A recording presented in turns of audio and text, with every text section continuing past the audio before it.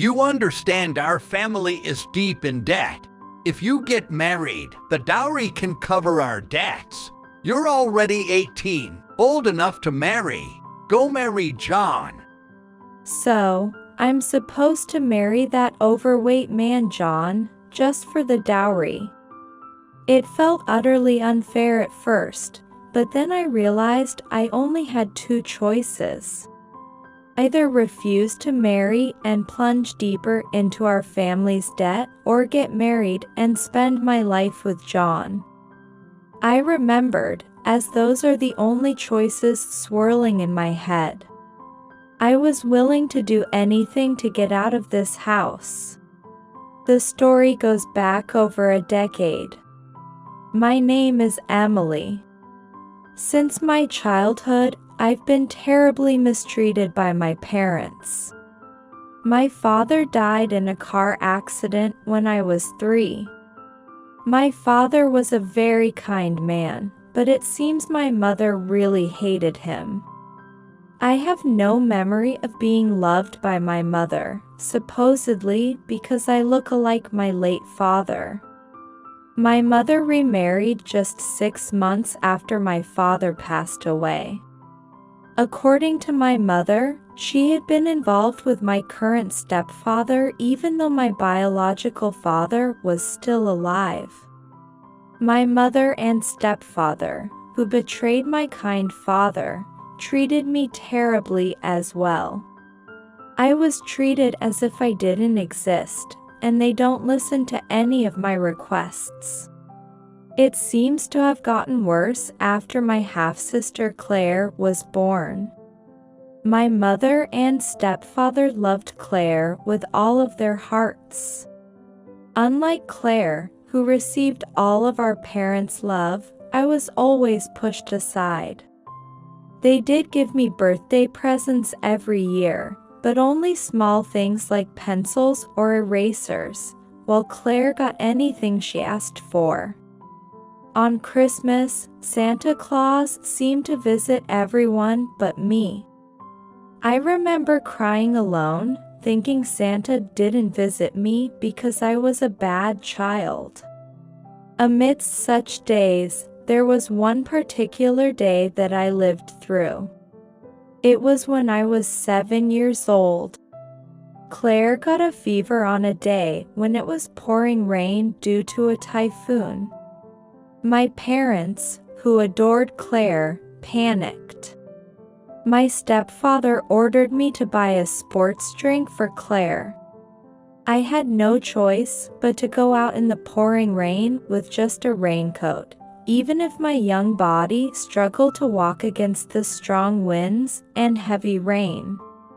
Since we live in the countryside, it took an hour to reach the nearest supermarket with a child's legs. After a great struggle to get to the supermarket, I suddenly realized something.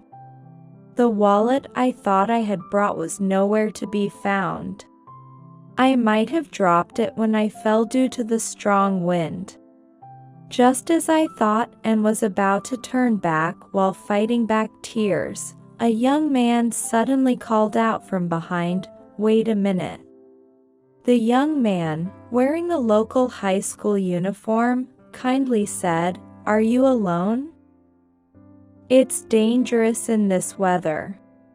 Moved by his kind demeanor, I found myself crying as I explained the situation.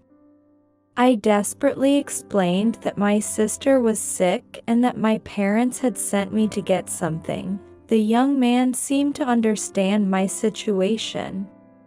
"I'll help with the shopping, so you don't need to go looking for your wallet," he said, and helped me with all the shopping.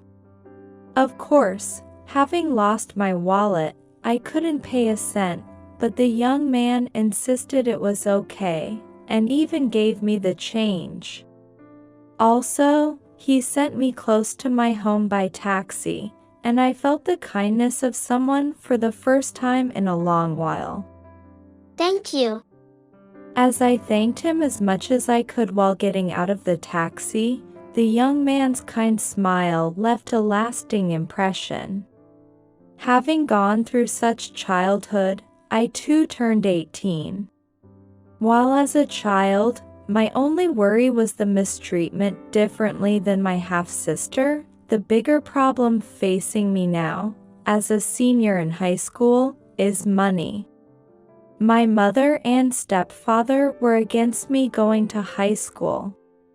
Apparently, they thought spending money on someone like me was a waste. Despite my persistence to attend high school, the condition given was that if I wanted to go to high school and stay at home, I had to contribute $1,000 a month to our household. The money I earned from part-time jobs was quickly spent for our living expenses.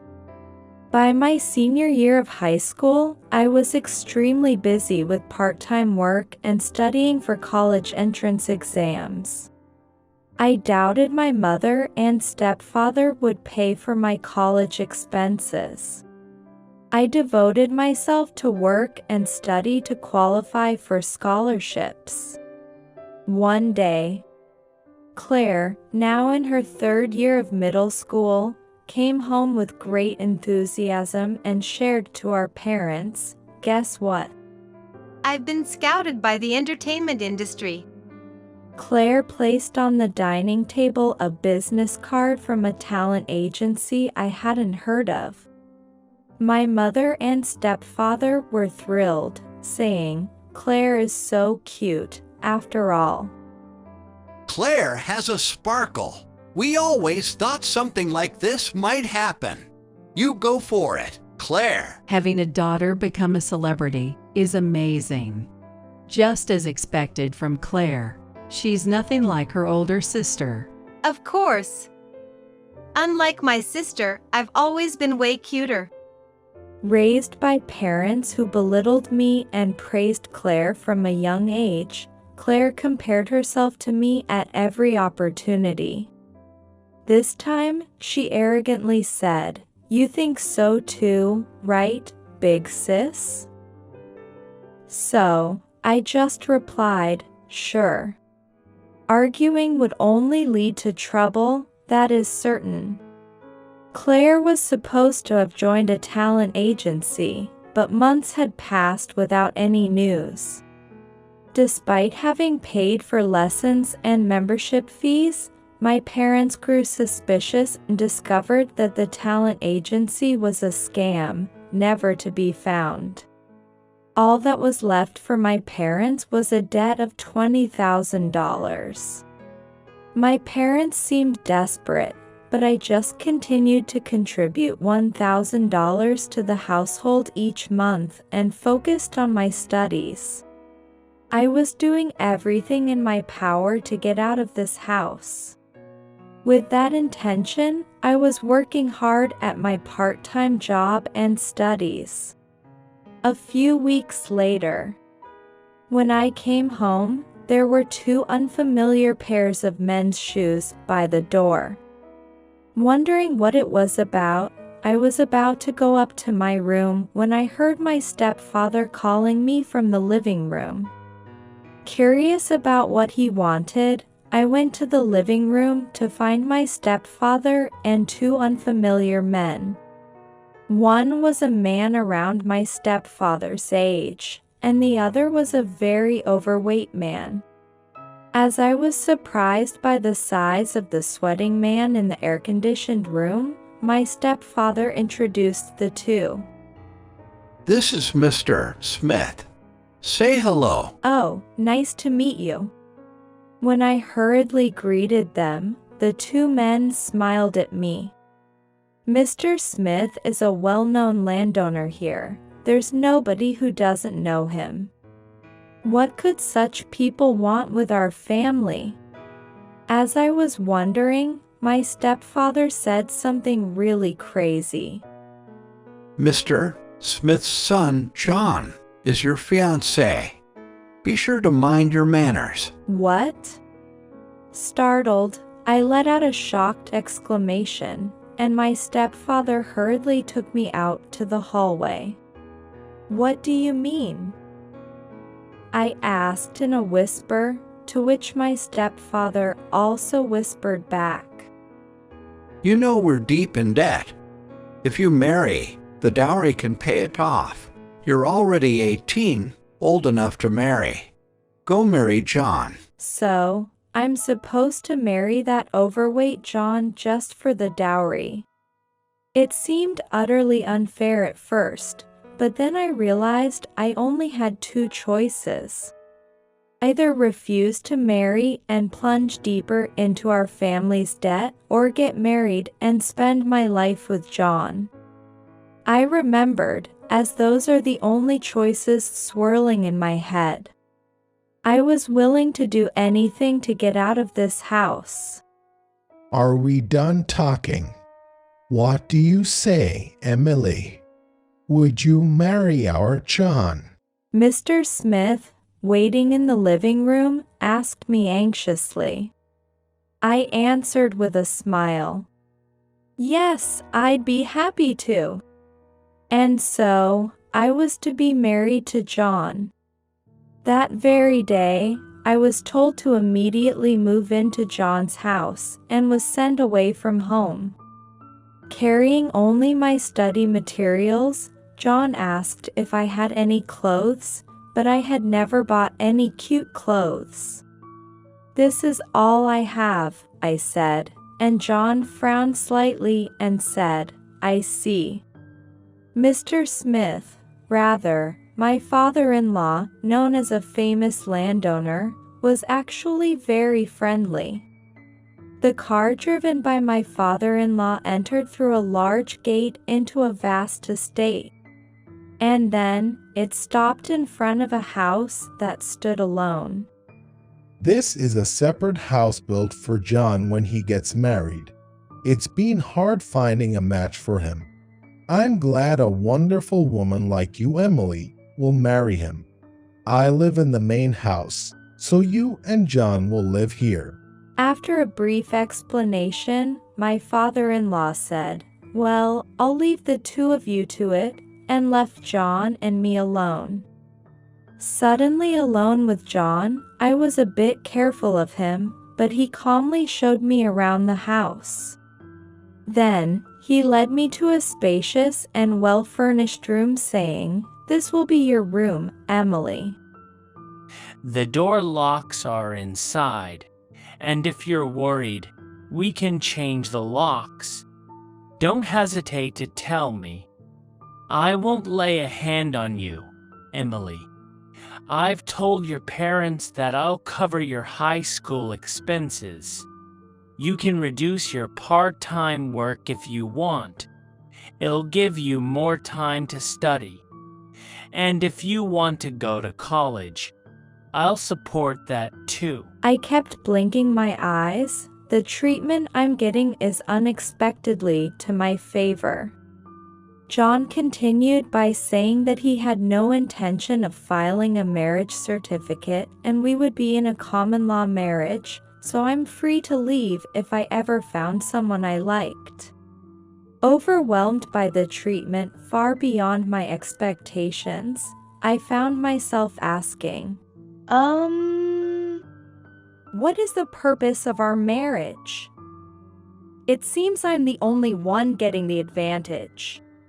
I wondered if my question was rude, but I didn't want to face any unreasonable demands later.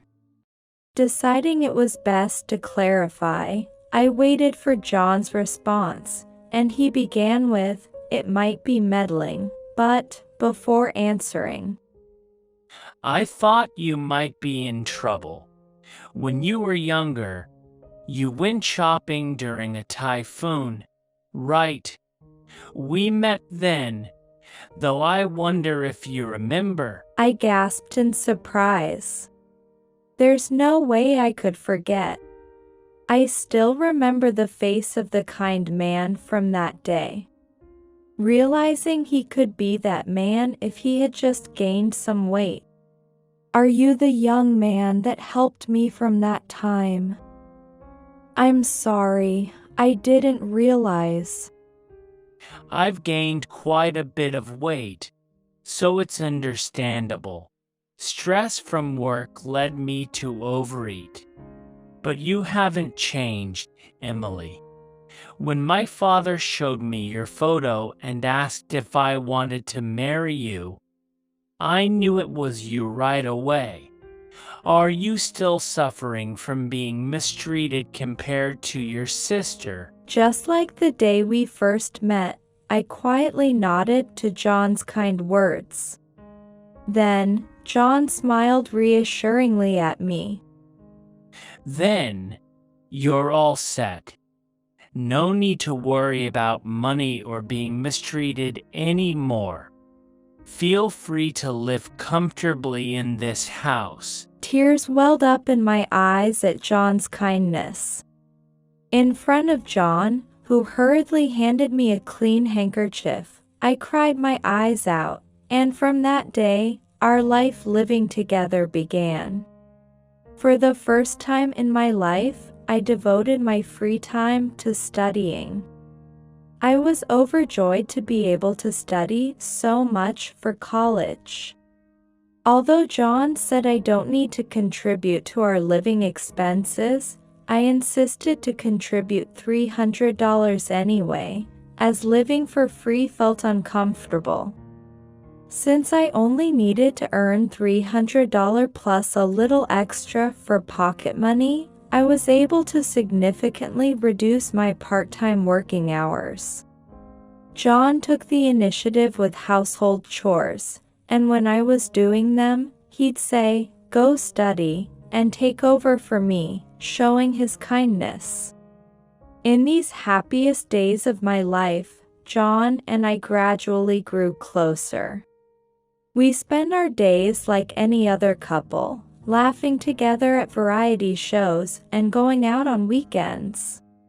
A few months later, amidst this peaceful life, I received a call from my stepfather.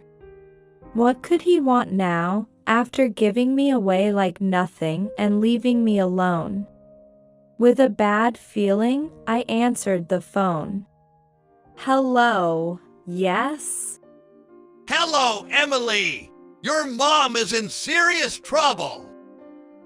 I was startled by my stepfather's loud voice as soon as I answered the phone. According to my stepfather, my mother got sick and needed surgery right away, so he asked me to transfer $10,000 to a specified account. Despite my mother neglecting me since childhood, she was still my mother. I couldn't just ignore her if she was in a life-threatening situation. Why did things suddenly become so serious? Which hospital is she at and what's the illness? My question, asked out of concern, made my stepfather hesitate and stammer. For some reason. It's about the hospital. My stepfather's sudden stuttering started to make me feel something strange to me.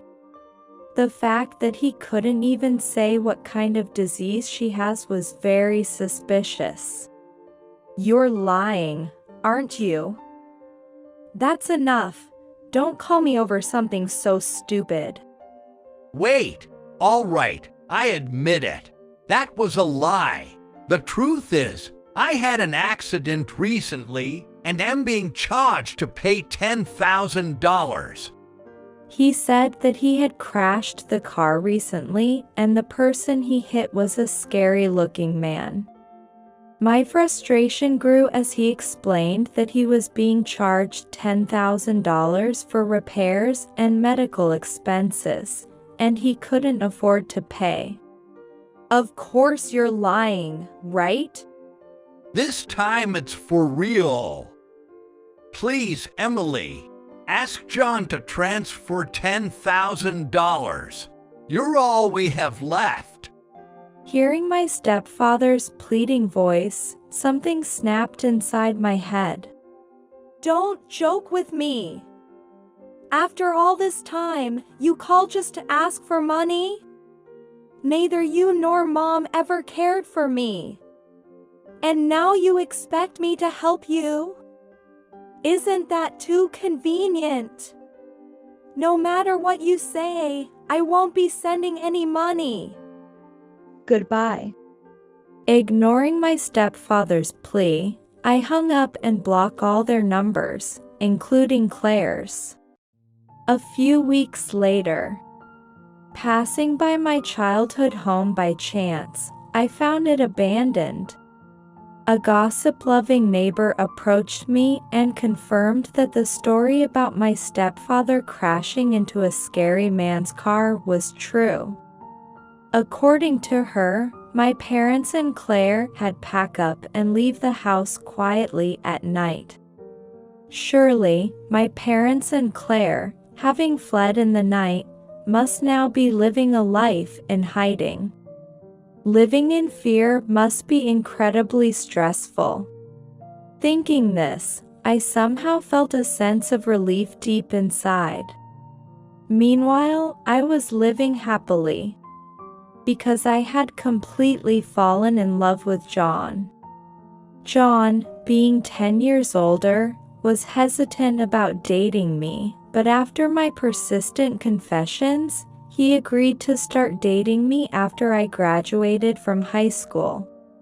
On the day of my high school graduation, John even took a day off from work to attend. John, by adopting my eating and exercise habits, had returned to his slimmer figure and transformed into a handsome man. When I proudly introduced him as my boyfriend, all my friends were envious. After my high school graduation, John and I planned to submit our marriage registration to officially get married.